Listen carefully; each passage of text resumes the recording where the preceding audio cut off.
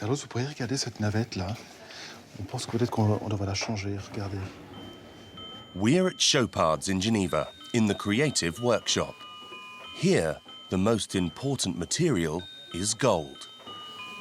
C'est du bon or, 18 carats. C'est un travail qui exige une grande minutie, beaucoup de concentration. Chopard is one of the most prestigious jewelers in the world. Artisans work on exceptional pieces in yellow, pink and white gold. Alors là, Frédéric est en train de travailler sur une des 5 pièces qui sont annoncées cette année. C'est pour Kate Blanchett, c'était pour la Golden Globe. The raw material is stocked in the basement of the workshop. Gold bars worth 30,000 euros per kilo. Theo is in charge of the gold foundry, and for security reasons, he wishes to remain anonymous. Là, je vais livrer 12 kilos d'or fin à notre atelier fonderie pour faire une mise en alliage d'or. He has nearly 400,000 euros worth of gold on his little trolley. These gold bars are made in Switzerland. However, the country doesn't have any active mines. So, where does this precious metal come from? Apparently, it's a mystery. On n'a pas de possibilité de connaître l'origine de cet or en dehors de la société qui a donc fondu cet or, puisqu'il provient de différentes origines de récupération d'or très ancien et récent, d'or de provenance minière. C'est pas possible aujourd'hui de tracer cet or-là.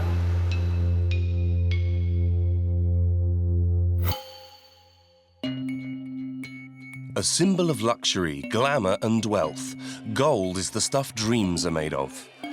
It sparkles on the most beautiful women in the world, as well as in the bank vaults. But gold also has a dark side.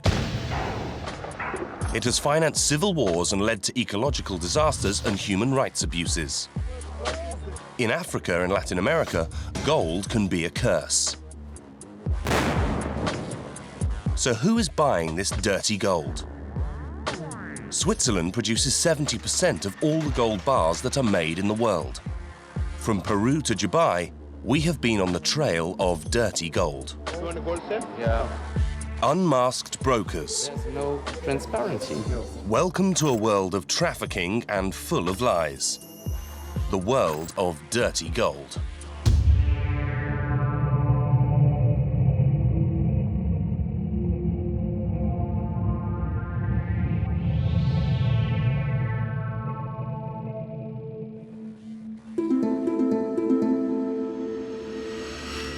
What does gold mining look like?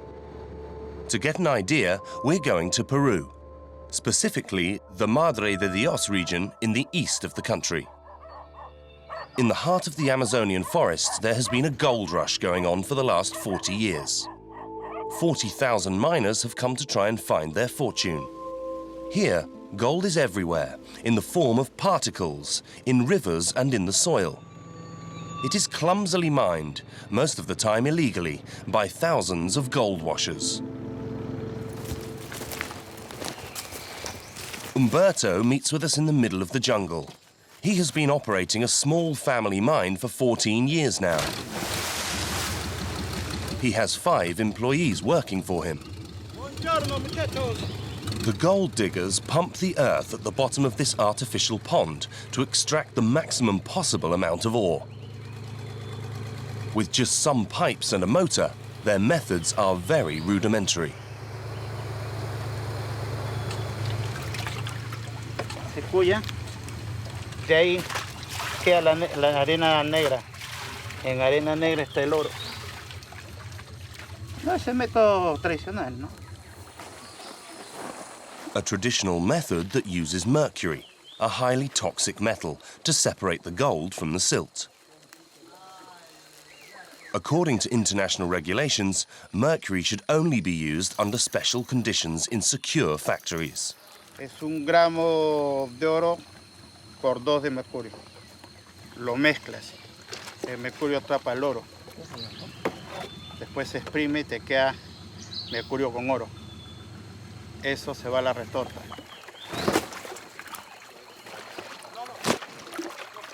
¿No es peligroso la caminada en el mercurio?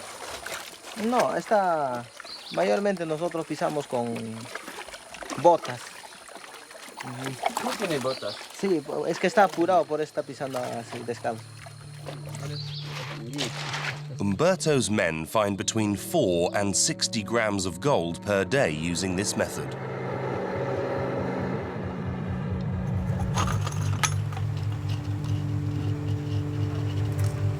Sí, hombre.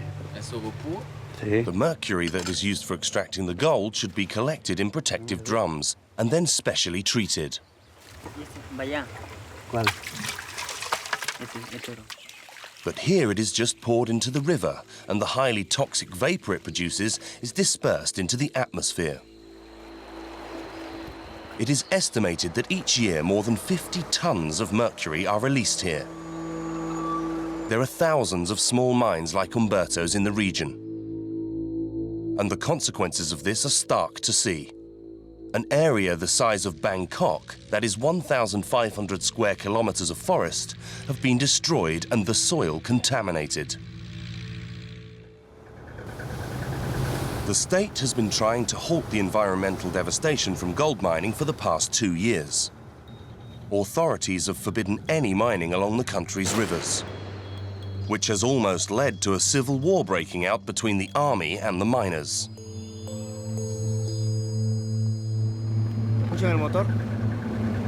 Jesus Menacho is the captain of the country's navy. The Peruvian authorities want to demonstrate to us that they are keeping house. Mira, el motor está trabajando, están succionando el agua y enfoquen en la tolva cómo está cayendo toda el agua con el sedimento del fondo del río. ¿Lo saben que es prohibido? Saben. No sabemos si ellos saben, pero el dueño debe saber.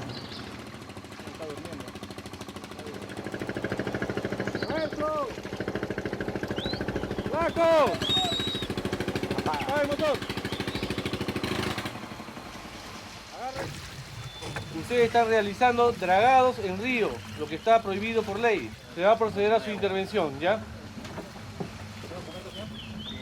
A pasar para los dos. El fiscal ha dispuesto su detención y la prisión es de 4 a 8 años.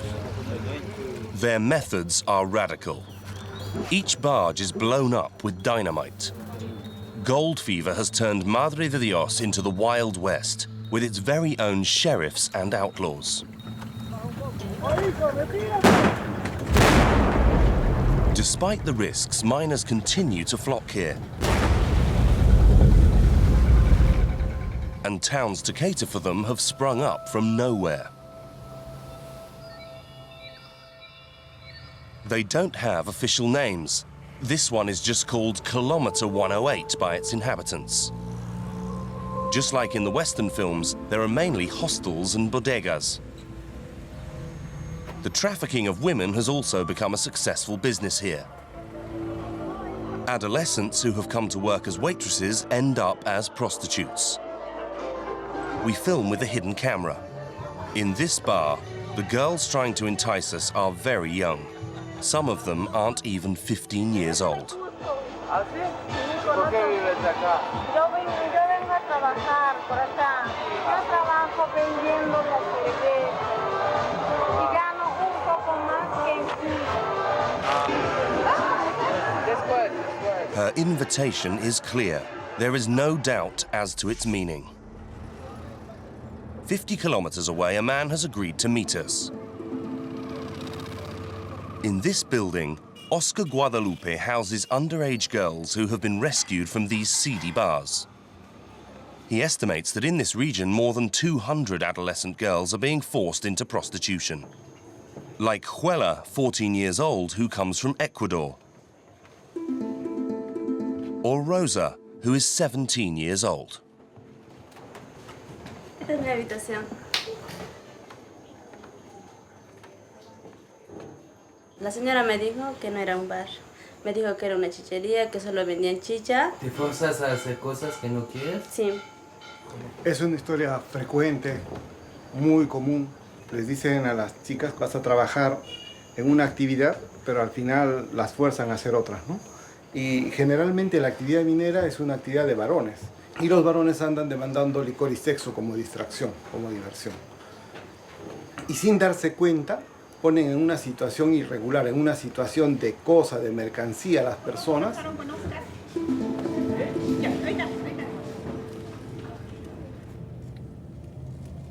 The dark side of gold is the destruction of the environment, human exploitation, and the settling of scores. In this world of violence, there are clans that fight each other for the control of mining territory. Como no existe ninguna seguridad, siempre guardan su dinero en ellos, ¿no? Y cuando alguien tiene un poco más de dinero, es muy sencillo cometer algún acto ilícito y robarle, ¿no? Hacerle daño, también. Toman y se matan. There is one woman who, with her clan, controls the region's largest territory. Her nickname is Goya. Here, everyone calls her the Gold Queen. This evil baroness regularly makes the front page of the newspapers, a kind of mafiosa in command of a colossal mining empire. Minería cuyo patrimonio ascendería a $30 millones mensuales por extracción. Today, her clan is being prosecuted by the Peru courts for illegal mining, money laundering, tax fraud, and arms trafficking. Goya never speaks in public.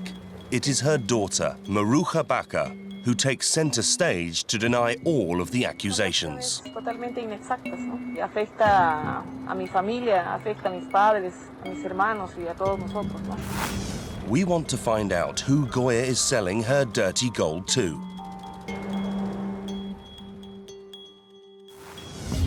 In Lima, at the headquarters of El Comercio, the large daily national newspaper, a journalist has investigated the Gold Queen. He has made some astonishing discoveries about the destination of her gold. Entonces, pusimos la pista sobre quiénes recibían finalmente el oro de estas personas, ¿no? Llegamos a determinar que casi todo el mercado del oro se iba procedente de Madrid, llegaba a Ginebra y a Zúrich. Creo que desde los últimos 4 años he exportado media tonelada de oro a Suiza. A simple vista tú no podrías pensar que ella pues exporta tantas cantidades de oro a Suiza, ¿no? Half a ton equals 15 million euros. So how is this mafiosa able to sell all this gold in Switzerland, and who does she sell it to? Victor, a former policeman, knows where the Gold Queen lives, and we're going to attempt to meet her. She lives on the edge of Madre de Dios. Neither policemen nor journalists are welcome here, and Victor is nervous. No digas periodista, somos turistas. ¿Por qué? Y puta, te chancan la cámara, te golpean, te quitan eso y lo botan arriba. Son turistas que vienen a firmar aves, queremos firmar caimanes, esas cosas, no, nada más. Tengo un arma. ¿Te usa? Siempre vale prevenir que después que lamentar. We cross the river to get to her village. On the riverbank, taxi drivers are waiting to pick up the rare visitors. We discover Goya, the Gold Queen's mining empire. Everywhere here, the ground is being ripped open by diggers and bulldozers. Ya no hay selva virgen, ve usted todo. Feo le dejan, ¿no? Y ese tierra ya no crece nada. In town, we film with a hidden camera. Arriving in front of Goya's house, we find armed guards ensuring that it remains secure.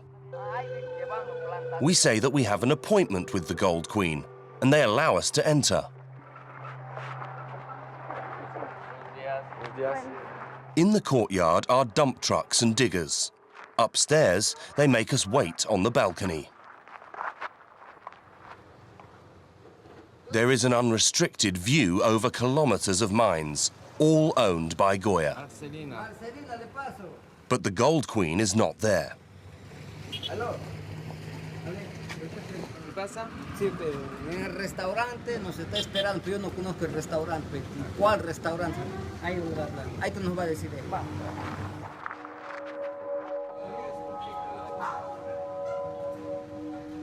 We meet Goya wearing a hat here in one of the town's restaurants. Her daughter Maruja is at her side. We say that we are journalists and they refuse to be interviewed. Sí. Al tener este tipo de entrevistas, así anteriormente, utilizado por otros medios, por el momento todavía no estaríamos así. A ver, y me viste que trabaja, a ver, sacaran kilos. No, sacaron. We want to find out where the gold they produce ends up. Hay artículos que dicen que el oro del Madre de Dios se vende a Suiza. ¿Se vende a Suiza o no? No sabes. Venden solo a... Aquí venden. Aquí. ¿Y a quién lo vende aquí? Sí. E&M is a gold exporter, an intermediary between the miners and the world's buyers. E&M has trading posts all over the region. Trading posts like this one, where it's forbidden to film.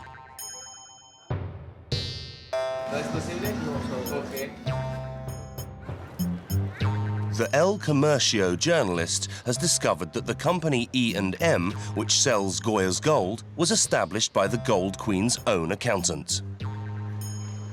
Él a la vez es contador de una gran productora de oro de Madre de Dios, considerada ilegal actualmente, investigada por lavado de activos, y a la vez es el dueño de la empresa E&M Company, que es una de las grandes empresas que envían cargamentos de oro a Suiza. La señora envía su producción a Suiza a través de su contador. Now we want to know which Swiss company buys E&M's gold. A company specializing in economic intelligence stores sensitive data about gold exports on the top floor of this building. The data concerning E&M is confidential and comes from the customs office. Claro, aparecen todos los datos de los documentos, o sea, el importador nacional, el exportador extranjero, el consignatario y todos los datos de valores, todos los datos. We ask her to print the statement showing all of E&M's gold exports. Esta línea aparece el año y el mes del embarque. Luego aparece la compañía que exporta, que es E&M Company, el país de destino, y es Suiza. Nombre de la empresa que compra, que es Laundered Technology. Metalor, a Swiss company which is the #1 gold bar manufacturer in the world. Its role is to purify the gold and then melt it. Basée en Suisse, depuis plus de 150 ans, notre histoire est commune à celle des métaux précieux. This document proves that in 2013, up until November, 100% of the gold exported by E&M was sent to Metalor. So it is clear that there is a link between Switzerland's #1 gold manufacturer and Goya's Mafia family. The same gold that has devastated the entire region, a reality that is very far removed from the image presented by Metalor's promotional video. Nos produits nous sont fournis par la nature. En échange, nous lui garantissons notre loyauté. Prendre soin de l'écologie, c'est une des missions de Metalor. We decide to ask Metalor for an explanation and, as it happens, the Swiss company is participating in a conference held here in Lima. We manage to get ourselves an invite.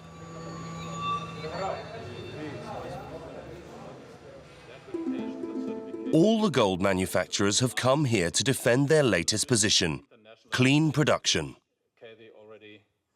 Janet McCarthy, the company's Group General Counsel, speaks on behalf of Metalor. We are dedicated to being an important actor in responsible and ethical supply chains, responding to consumer demands. In essence, you can see there is a lot of regulation to make sure that every gram that we source goes through a very stringent protocol. Thank you very much for listening to me today. Every gram will be monitored. During the coffee break, we asked the Metalor official for further details. Bonjour. Hello. Bonjour. Vous parlez français? English? No, English. Ah, okay. Where does come the rest of the gold imported from Peru?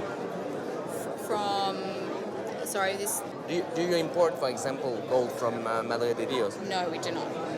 We trace every single gram that is provided to us, so we no longer source from the region. But for example, when you see this document which came from the duties, for example, this company who buy exclusively his gold from Madre de Dios, it was involved in buying the gold of a Baca family. It's illegal. I know the company. The company has made a decision to no longer source from this region, but I can say that the sourcing for any company that is subject to due diligence through our company goes through extensive due diligence. And so how do you do it? You go and see this company and you say, don't buy any more the gold from this. A man interrupts the conversation. Do you want to comment on E&M? Later, maybe. Now she's going to make a presentation. We see that you're still buying gold. No, we're not. The company, as I said, the company made a decision that we don't source from the region. Could you excuse us for a moment? Sorry? Could you excuse us for a moment? Yes, of course. Extraction operation complete. That is the last we will see of Metalor's managers.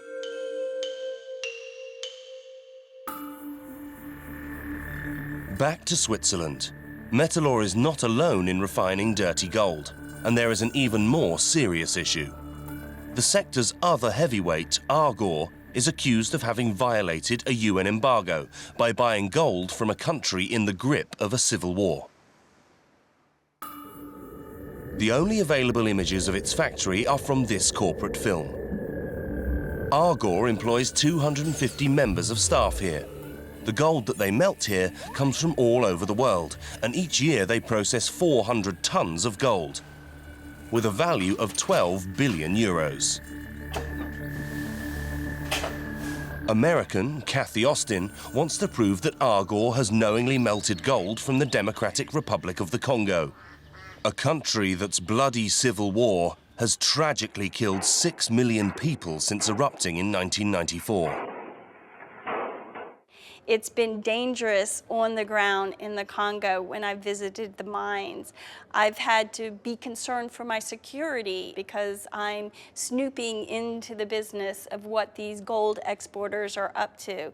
Because you are talking about individuals and companies which are profiting in the millions of dollars, and my investigation is a threat to their business. In 2004, Kathy went to the Democratic Republic of the Congo for the first time. In this amateur footage, we see her investigating on behalf of the United Nations. At the time, the UN wanted to know how the rebels were financing their weapons purchases when the country was under embargo. To find out, Kathy focused on the gold mines held by armed groups in the Kivu region. She went there several times and was accompanied by a TV crew on one occasion. Here, the militia hold workers in a state of near slavery.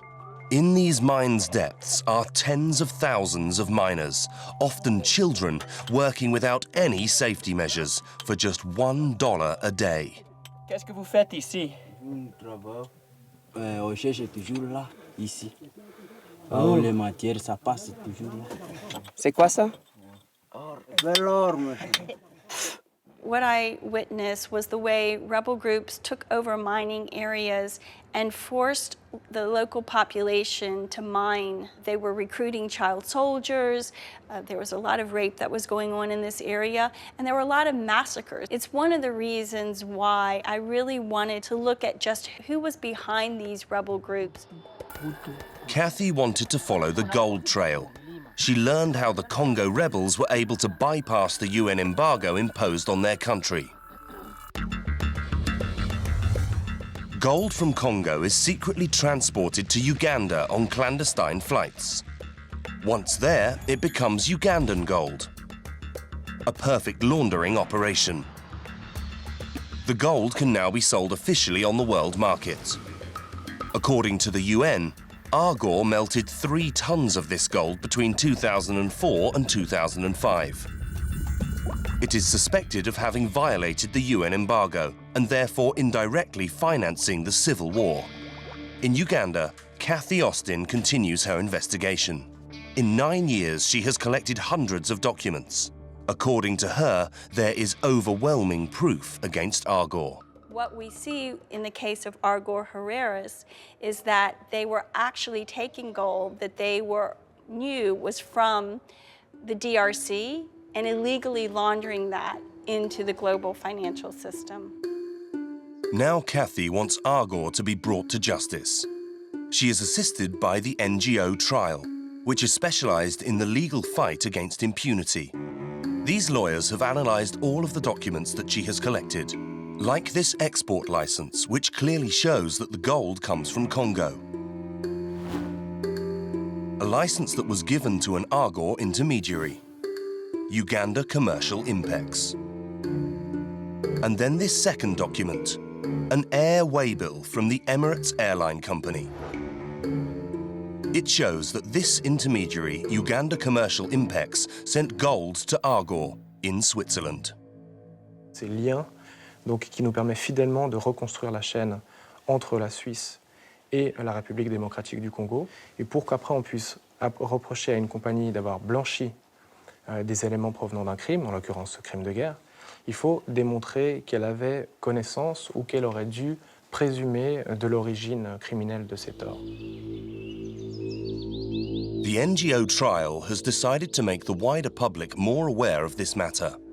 On the 4th of November 2013, they call a press conference. Trial's director, Philip Grant, announces that he has just brought evidence to the court in order to open a criminal investigation. L'idée cet après-midi, c'est de vous présenter la dénonciation pénale qui a été introduite tout récemment contre l'entreprise Argor, l'une des plus grandes entreprises de raffinage d'or. And so that people can understand this trafficking, the NGO has prepared a short but rather dark animation on gold merchants. Je m'appelle Tony. Les mauvaises langues disent que je suis un pilleur, mais moi je préfère dire que je suis dans l'import-export. Mon terrain de jeu en ce moment, c'est l'Afrique. Dire qu'il y en a qui pensent que c'est le tiers-monde. La première étape, choisir le bon pays. Le mieux, un endroit en pleine guerre civile avec des factions rivales qui s'affrontent pour... on sait pas trop pourquoi. Là, il y a moyen pour moi de faire du business et pour elle d'acheter plus d'armes. C'est tout bénef. Bon, c'est bien beau l'or brut, mais ça se vend pas comme ça, les gros cailloux, surtout quand ils sont pas blanc-blanc. Facile, on envoie l'or aux entreprises de raffinage. Certaines vont transformer mon magot en joli lingot, tout beau, tout propre. Je te vois venir. Tu vas les accuser elles aussi d'être complices de pillage.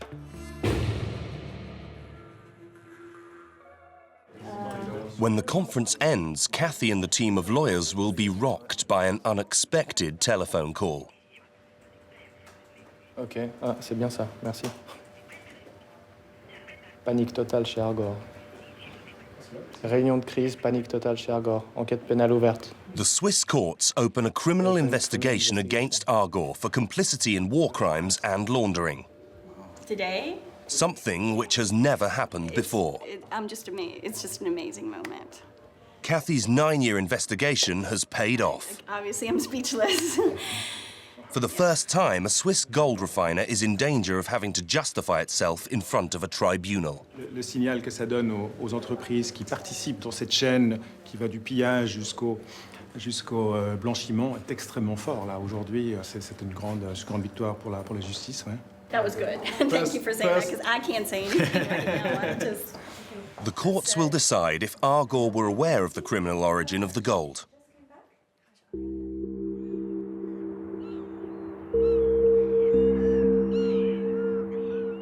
We have found a former executive from the company.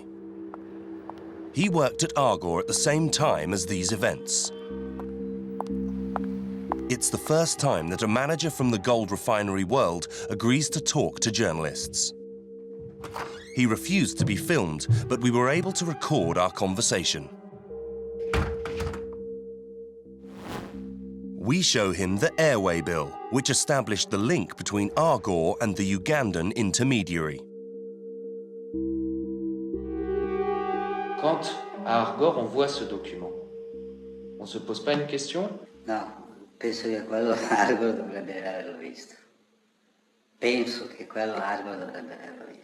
Dopo ci può stare che magari dentro è chi, certo non chi era di produzione, probabilmente qualcuno finanziario. E che poi magari c'è stata troppa superficialità di non capire. Incompetence? Può darsi. Dico una cosa, non si mette a ridere. Nel settore dell'oro, a certi livelli, no? È come maneggiare patate. Mi ha capito? Dopo N anni che lei fa un lavoro e vede chili, quintali di chili che vanno, che vengono. È come maneggiare patate, capito?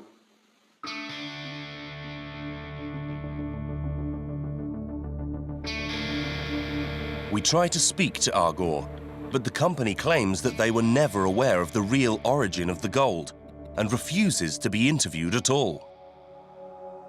Il y a un certain nombre de personnes qu'on a interviewées qui portent des accusations quand même très graves à l'égard de l'entreprise. Il y a une ouverture d'enquête de la part du ministère public et c'est quand même très embêtant qu'il n'y ait pas de réponse de l'entreprise et des explications. Je crois que, comme je vous dis, il n'y a pas de nouveaux éléments pour répondre. Argor will not say anything else.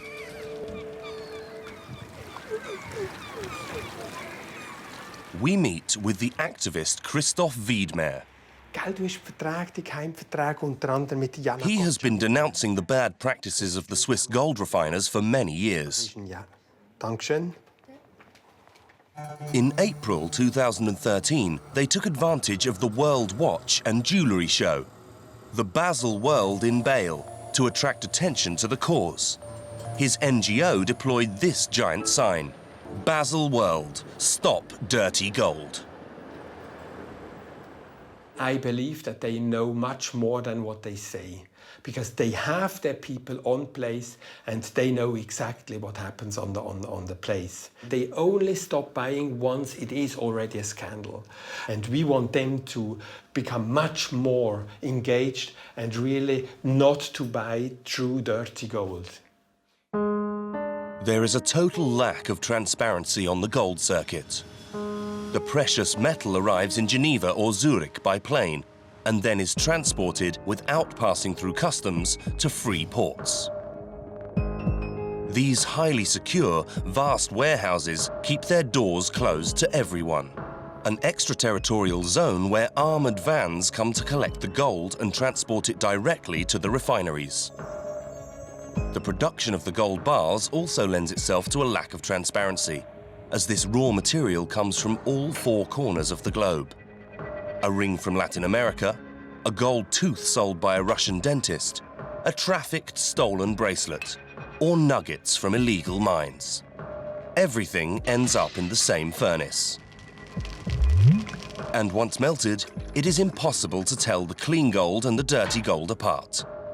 Stamped made in Switzerland, it acquires a new virginity, a perfect laundering system.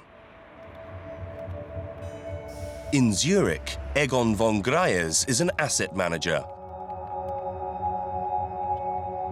His speciality? Gold bar investment. Hi, Johnny. Just on my way. I have gold bars of about 100,000 euros. In his case, the famous gold bars. These Swiss gold bars are so highly esteemed because they are the purest in the world. Here are two 1 kilo bars. They are worth around 30,000 euros. This is 4 nines, and this is 99.99% gold, which is the highest purity. Switzerland is the biggest producer in the world of these type of gold bars. Switzerland refines up to 70% of all gold in the world. People who invest in gold, they want to have Swiss bars. In times of recession, gold is a safe investment. Over 15 years, its price has risen sixfold, a windfall for Egan's customers. Even when the gold price went down last year, the buying was bigger than ever. Do your customers are concerned about the question of traceability? No. No, they don't care. Never. The customers never. We have not had a single customer who ever asked where the gold came. In Switzerland, no one asks questions about the gold's origin, and those who dare to do so take a big risk. Jean Ziegler, member of the UN Council of Human Rights, explains why to us. Le secret bancaire helvétique couvre aussi le traducteur. Quiconque viole le secret bancaire, donnerait une information à un journaliste ou à un juge étranger, etc., sur le mouvement de l'or, sur le sol suisse, eh bien, il est poursuivi d'office par le parquet. La fonderie n'a même pas besoin de porter plainte, de se constituer, etc., société civile ou autre, ou plaignante, d'office. Switzerland, gold and banks. It's an old story and one that has often been rife with scandals. Everything started at the beginning of the 20th century, when the big Swiss banks created gold refineries to produce their own gold bars. The objective was to attract the world's wealthy, who were looking to invest money in Switzerland. According to the University of Lausanne's historian, Sébastien Guay, this system was devised from the outset with a view to seducing those who held dirty gold. Les banques suisses ont fait le choix de se positionner dans le marché international du blanchiment d'argent. Et de ce point de vue-là, occuper une fonction de plaque tournante dans le domaine de l'or est extrêmement importante. C'est un choix délibéré des milieux bancaires suisses, suivis des milieux gouvernementaux suisses, de se positionner dans ce créneau. During the Second World War, the Swiss banks melted gold looted by the Nazis in Europe, notably from the Jewish Holocaust victims. Jewels, belongings, even going so far as melting teeth from corpses. In the 1980s, the Swiss banking state set about bypassing the embargo on gold from the apartheid regime in South Africa. Il va y avoir des arrangements négociés entre l'État, plus précisément l'administration fédérale des douanes et les banques, pour dissimuler les achats d'or opérés en Afrique du Sud dans les statistiques suisses. The current controversy surrounding Argor and Metalor are just the latest episodes in the scandalous story of gold in Switzerland. For 6 months, we have been requesting interviews with the government and its administration on this topic without success. To try and meet with them, we will take advantage of the opening of the World Watch and Jewellery Fair at Bale, the country's third largest industry, 18 billion euros in exports. The former president of the Confederation and the current defence minister, Uli Maurer, will open the event. We shout our questions to him. Monsieur Maurer, je suis de la télévision française Canal+. Je peux vous poser une question? Je pense que je suis engagé là. Ah, après, merci. On a fait une enquête où on remonte les filières d'or, et notamment les filières d'or illégales, et on a découvert que beaucoup de cet or venait en Suisse. C'est l'industrie qui est responsable ou l'État qui protège l'industrie? Je pense que c'est une collaboration entre les deux. Donc l'État protège? Ouais, protège l'industrie? Oui, ça c'est nécessaire. Et c'est pas gênant que l'or du sang arrive en Suisse? Lors du crime, lors de la guerre? On peut faire tout ce qui est possible, mais je ne pense pas qu'il est possible pour avoir une... On a vraiment le sentiment que l'État protège l'industrie qui va chercher de l'or illégal aux quatre coins de la planète. C'est particulier. Non, on ne peut pas dire ça, absolument pas. On l'a constaté, nous, on a été au Pérou, on a raconté l'histoire. Argor, aujourd'hui, a un procès. Il y a une enquête. C'est votre impression, mais ce n'est pas la réalité. Argor, il y a bien une enquête pénale contre Argor. Non. Oui, alors. Faced with difficult questions, his entourage put an end to the interview. We asked these questions again at the Harry Winston stand, the luxury brand of the Swatch Group, run by Naila Hayek. C'est une montre en or, madame? Oui, Harry Winston a seulement des montres en or. Sont tout en or. Oui. De l'or propre? Oui. Oui, certainement. On a seulement de l'or propre. Vous trouvez de l'or sale? Non, il veut pas de l'or sale. De l'or du conflit, de l'or du sang. Vous pouvez le garantir? J'espère pas. Non, écoutez, vous pouvez jamais garantir 100% que l'or, on l'achète aussi à la banque. Alors, vous demandez les banques s'ils peuvent garantir. On a remonté les filières qui arrivent jusqu'à Métalor, Argor, qui sont, je pense, vos fournisseurs. Oui. Vous me laissez un peu présenter, monsieur Moore. Merci. The senior official in Switzerland who is tasked with improving the transparency of the gold industry is this man, Hans-Peter Egler. We speak to him. There's no transparency. Actually, I mean, you have, it depends what transparency is. Transparency you're... For example, you can ask the refiners to say who they buy from the gold. Then you can check. Someone can check. The NGO can't check. The journalists can't check. The government? No, the government can't check. So nobody checking. Yeah, so we have to trust the companies. And then you have dirty gold who is coming into the country. To remind you that it was explicitly said that you shouldn't film here. Their annoyance is important because the Swiss state has been under pressure for the past 4 years to put its industry in order. Well, good morning, everyone. In 2010, Obama passed a law that demanded greater traceability for all gold that comes out of a war zone. Measures that are also imposed on all OECD countries 2 years later. From 2014, Switzerland has committed to publishing the gold importation data for each country. It is a small first step. Since legislation has been strengthened, another country has taken up the reins of the business of dirty gold: Dubai.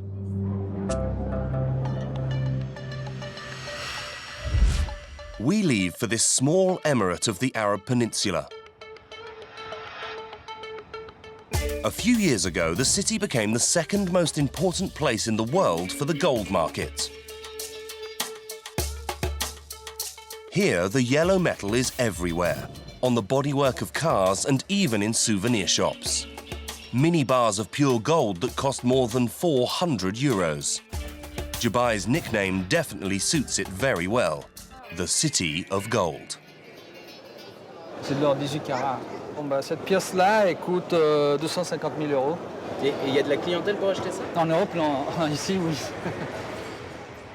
Since worldwide gold regulations became more strict 2 years ago, Dubai's turnover in the gold business has increased sixfold. Here, traders fall over themselves to sell off their gold, mainly through the gold souk, the jewellery market. Here, every single workshop is happy to buy gold, whatever its origin. If I come with 1 kilo, can you buy it? Yeah, quantity is not a problem. 10 kilos? Yes, yes. If I'm buying gold from a different country, then I would need the Dubai customs people. If they have cleared it, means it's fine. Here you are legal. Yeah. But do you know if the other one are or not? Almost everybody asks for the documents. Okay. Yes. Almost. Yes. Nearly everybody, an almost confession. With a hidden camera, we return to the gold souk market and pretend that we are gold sellers. Do you know where we can sell gold? You want a gold sale? Yeah. We make out that we want to sell a kilo of Ugandan gold and half a kilo of gold from the Congo. Gold that is under an embargo, that in principle, no one should buy. However, It only takes a few minutes for us to find a taker. I have 1 kilo official, and I have like half a kilo less official. Do you buy it or you don't? There's a problem to buy. You have kilo of papers? 1 kilo you have paper, right? 1 kilo papers from Uganda, half a kilo I have paper, but from Congo. Okay, I'll talk to one of my friends. If they say yes, then we can do it. Okay. If you say yes, I'll talk to him. Okay. How do you pay? We'll pay in cash. In cash. Thank you very much. The seller calls us back a few hours later. He agrees to buy all our gold. A trader who regularly works in Dubai anonymously confirms to us that this happens all the time. Ils se dirigent vers le gold souk, viennent avec leurs valises et ils vendent des sacs de plastique qui contiennent des kilos de pépites d'or.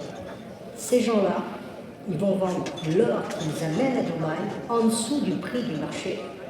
Donc ils trouvent problème. Il va dire non. But to get to the gold souk, first you have to pass through customs. In Dubai, they don't pay much attention, as maintains this former UN expert, with documents to support his assertions. This is for the export of 500 kilograms of gold from the DRC. There's no original, this doesn't exist. This is purely invented. This is just a logo plucked from the internet. Once they arrive in Dubai with this airway bill, yeah, they're able to clear customs. There's no check on the certificates of origin. So the gold enters in Dubai, yeah? The trace is lost thereafter. Once it has arrived on their territory, Dubai's refineries will retrieve this gold that is supposed to be under embargo. One of them, Emirates Gold, who the UN has pointed the finger at, opens its doors to us. This refinery was created by a former manager of a big Swiss refinery. Today, it is his son, the managing director, who meets us. Is this 10? 10, 20, 30, 40, 50, 60, 70, 70 kilos. Donc 4 x 7, 28, $2,8 millions. We ask him about the UN report that came out in 2009. You bought gold from Congo. No. You've been in a report of UN, I think, in 2009. That was much before that, I think. 2007, maybe 2008. For gold bought in 2007, 2008. I don't think it was Congo either, so maybe you should check your You facts. bought from Uganda, but it been by the monitoring group for Congo wrote that you bought from Uganda, that bought from Congo, and that you knew. It's always Absolutely, it's always tricky. I think the supply chain for gold is become clearer and clearer, I think, over the years. Emirates Gold says that it is now one of the good guys in Dubai. But what about all the others? To talk about this, we are met by Ahmed bin Sulayem. He is in charge of overseeing gold trade in the Emirate. Okay, looks like a busy desk. In his office on the 50th floor, he sweeps aside all the criticisms leveled at his country. Where's the evidence? Where's the issue? And then you see a different story. It's over 20% of gold trade comes through Dubai. Today, we're the ones who are laughing, not the critics. And we're not only moving forward from $12 billion of gold trade to 2011, it reached 55 billion, and the official numbers are 70 billion. There are different challenges in Europe with the economic situation and the new rules that are coming out, and Dubai is a haven for business-friendly environment. A haven. In the world of gold, these refineries are where all the incriminating traces disappear. And on this very day in Dubai, Ahmed bin Sulayem is unveiling the building site of what will become the world's largest refinery. أحمد ترى 24 كارت هذا 24 كارت؟ لأنك أنت قلت 24 طارق معناته مش 24. لا لا أوكي.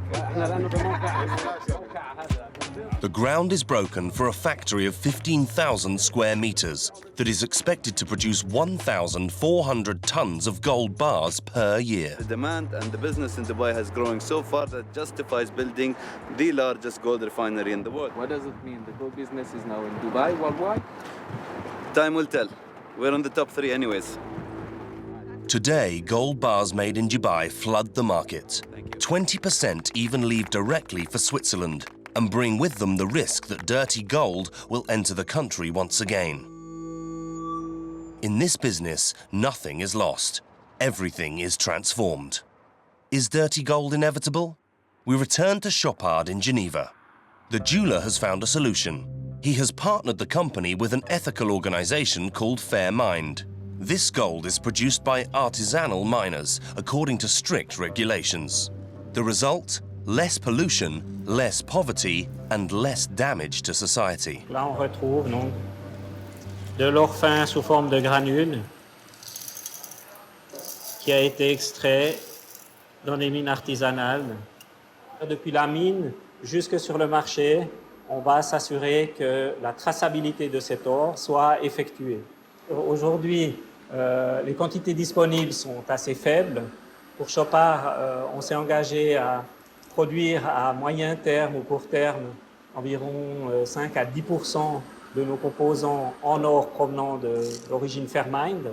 Donc nous essayons de contribuer à cette évolution pour que plusieurs mines puissent se certifier et produire toujours davantage. Chopard launched its ethical collection at the Cannes Festival in 2013. Its ambassador, Marion Cotillard. Up until now, only a few pieces of outrageously expensive jewellery have been produced. It is a drop in the ocean.